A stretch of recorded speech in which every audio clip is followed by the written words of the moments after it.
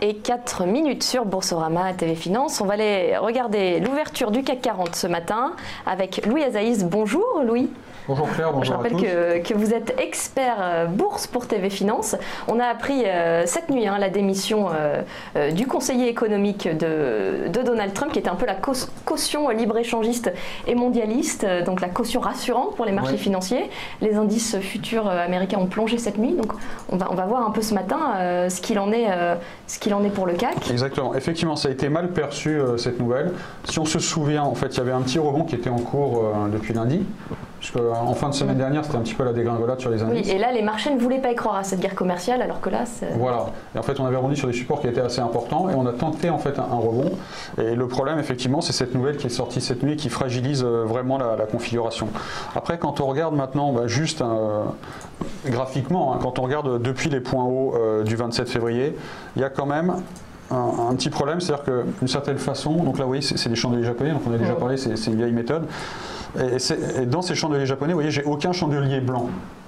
Et tout simplement, on va dire un marché qui est dominé par les acheteurs, je vais avoir des chandeliers blancs. Un marché qui est dominé par les vendeurs, je vais avoir des chandeliers noirs. Le premier problème, ça a été ici, en fait, c'était au début du mois de mars. On a fait un gap. Un gap, c'est un intervalle, pour les gens qui parlent français, c'est un intervalle dans lequel il n'y a pas de cotation. C'est-à-dire que le marché a accéléré à la baisse et on est un petit peu...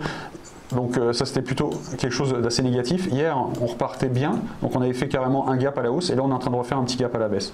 D'autant plus que, bon là il faut avoir une bonne vue, mais vous voyez quand cette configuration là, quand on a trois petits chandeliers qui font exactement la même taille, donc ça on appelle ça trois corbeaux noirs, c'est plutôt quelque chose de négatif, je suis désolé, c'est plutôt quelque chose d'assez négatif. Et on est en train maintenant de me faire un petit gap là-dessus. Donc voilà, si on doit se limiter au CAC aujourd'hui, je pense que, en résumant, les vendeurs avaient pris l'initiative, en début de semaine on avait stabilisé les choses, on a essayé de repartir de l'avant, et comme vous le dites vous-même, le fait que ce conseiller spécial économique qui était directeur et qui était vraiment un partisan, exactement, qui était un partisan du libre-échange, et que lui ait choisi de démissionner, c'est quand même de très mauvaises nouvelles. Et effectivement, ça pourrait provoquer peut-être une nouvelle prise de bénéfices ou une nouvelle vague de baisse sur les indices, notamment le CAC 40. Alors, quels sont les niveaux qui sont importants et quels sont les niveaux qu'il faut regarder aujourd'hui sur le CAC? L'ouverture ce matin, moins 0,45% déjà, au bout de 7 minutes, on est à 5146 points sur le CAC. Mais ça s'est calmé en fait, parce que pendant la nuit, quand on regardait les autres bourses, on était plutôt sur du moins 1%, quand on regardait les futurs. Parce que là, je vous ai juste mis un graphe du CAC, voilà,